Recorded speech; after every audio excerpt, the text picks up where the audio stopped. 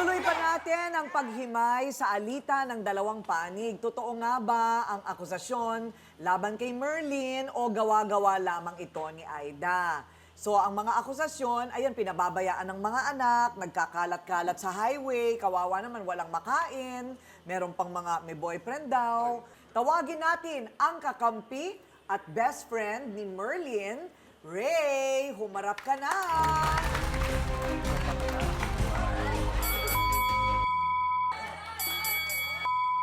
Isa ka pa, iniiwanan ka ng Natasiwanan anak ka! niya. Tapos naanuhan kasi kung saan-saan ka pa. Wala siyang ginagawang masama. Nagtatrabaho lang siya, nagtitinda ng walang sinting. Ang mga anak niya, ito ang iniiwanan. Kinikisbis Tapos mo. napabayaan mo pa rin. Kung ganyan. Kayo. Paninang puri yan, ginagawa mo, naghanap buhay ng kaibigan ko. Nagtitinda ng walang sinting. So Ray, ano ba ang problema? Kasi ma'am, ito po, naghanap buhay lang siya pag sa umaga. Kasi naman siya tumatambay sa tindahan. Dal-dal-dal-dal, kuda-kuda-kuda. Inaanong kaibigan ko, ganito-ganito. Ang dami niya pinapasin, hindi nakikita sa kanya. Ako naman, nagbabantay sa mga anak niya, doon sa bahay niya. Siyempre, naaawa ng mga kaibigan ko. Wala ba siya pamilya doon. Binabantayan ko din. May mga bata naman, tinatakasan din ako minsan. Hindi ko malakin sa daming anak nito ni Maylin. Ayun, binabantayan ko naman din, ma'am. Pero naman itong babae na to, doon ng kuda-kuda.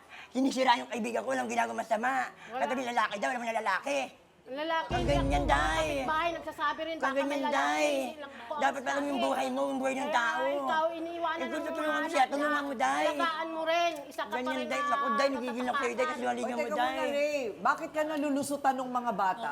Kasi nga, Baka naka-cellphone ka. Kasi mga bata kasi, may mga bata natakot sa akin, balik din. Hindi naman. Kasi mga bata naman, halagaan ko naman namin kasi mga bata maliliit pa naman mga anak. Baka naman pinapalo mo. Hindi po, ma'am. Ay, hindi. Pero minsan yung kasi ma'am, nakatatakas sila talaga sila. Minsan nakatulog ako ng mga mahimbing, nakatakas. Kaya kanya naman nila kasi pinabayaan ko, hindi ko pinabayaan po, ma'am. Alam mo, mahirap ang mag-alaga ng 8 anak. Kasi ang likot talaga, lalo yung ganyan. 4 years old yung pinakamaliit mo. Tapos, pipilitin mong dun lang sila sa loob ng bahay. Naku, tatakas at tatakas talaga yun. May trabaho ka ba? Wala po, extra lang po laba. Ayun, hindi siya busy. Pag hindi busy, pinagkakabisihan yung buhay ng iba. Kapitbahay. Ayun, Kapitbahay, pinagkakabisihan. Maganda talaga yan, makahanap tayo ng trabaho mo, pwede rin kami makatulong sa'yo dyan. Maganda yung siguro makahanap tayo ng trabaho mo, kailangan siguro din ninyong mag-asawa ng dagdag na kita, no? Hindi ba? Tama, Dr. Love, what do you think? Eh pag wala tayong gagawin at papasok ang Diablo, lahat ng ideas ng Diablo makukuha natin, nakakasira tayo ng buhay ng may buhay. Alam mo, kanina mo pa binabanggit, Aida, yung concern mo doon sa mga anak niya, napakasarap pakinggan, concerned ka. Pero yung paraan ng pagiging concern mo, yun ang nakakasira. Kumakalat sa kapitbahay, may mga statement ka na walang basihan.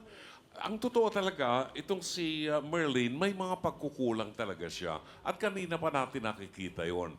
8 ang anak, ang kanyang source of income, pagtitinda ng walis na tingting. Talagang pag-aabutin ka ng gabi hanggang hindi na uubos yung walis na tingting mo. Ang walis na tingting hindi binibili araw-araw. Maswerte na 6 na buwan, bibili uli ng walis na tingting sa'yo. Siguro, Merlin, kinakailangan mag-isip ka rin ng ibang source of income.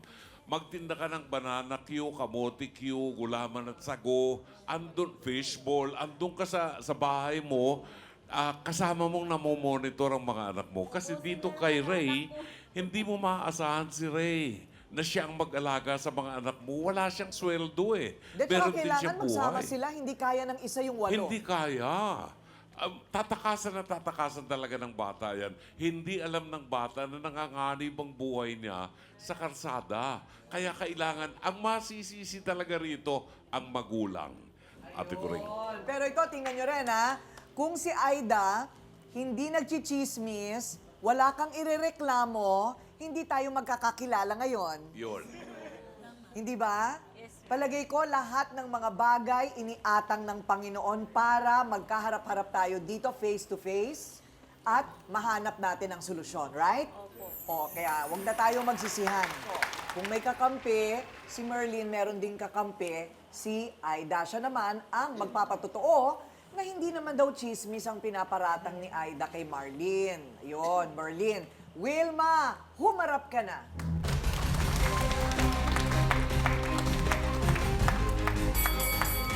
Okay, Ikaw Wilma. manahimik ka, Ay, isa ka pa.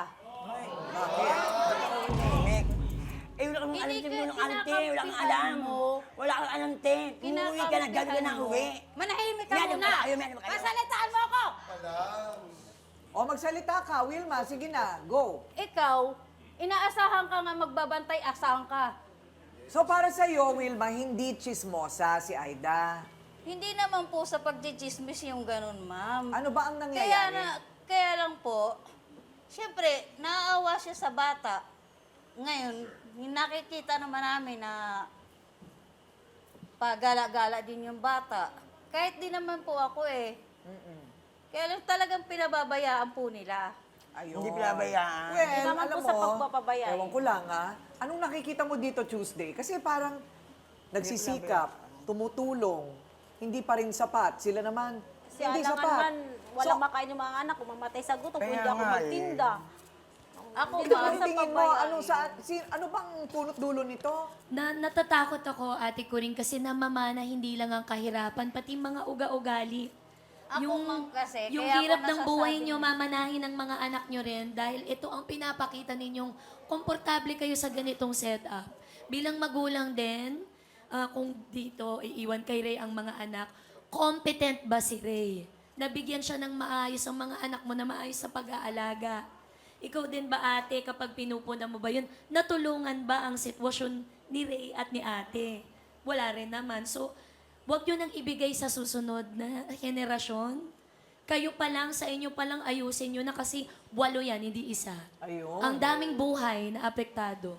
Oo. Ano, Merlin, may pananagutan ka sa batas kapag ang mga bata napatunayan na napapabayaan. Hindi mo pwedeng sisihin si Ray. O talagang wala kang oras sa mga bata.